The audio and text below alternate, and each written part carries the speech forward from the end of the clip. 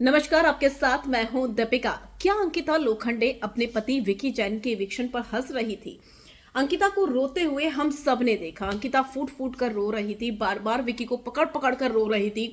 विकी बाकी कंटेस्टेंट से मिल रहे थे, लेकिन अंकिता खींच खींच कर गले मिल मिलकर विकी से रो रही थी।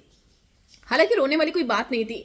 3-4 दिन का वक्त बचा है, उसके बाद फिनाले में सबको मिलना ही है।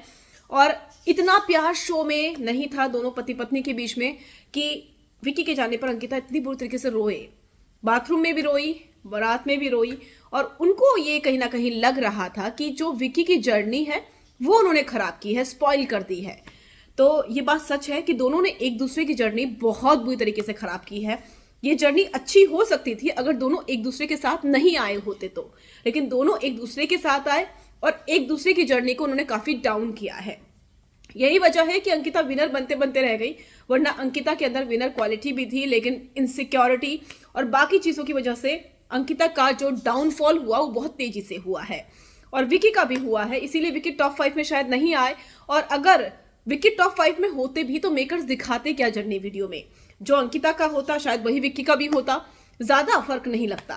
खैर, इन सारी चीजों के बीच में अंकिता लोखंडे को लेकर बहुत सारे फैंस ट्रोल कर रहे हैं कि विक्की ने जैसे ही ये कहा कि मेरी पर्ची में इविक्शन आया है, इविक्ट हो गया हूं मैं, तो अंकिता के चेहरे पर एक मुस्कान थी।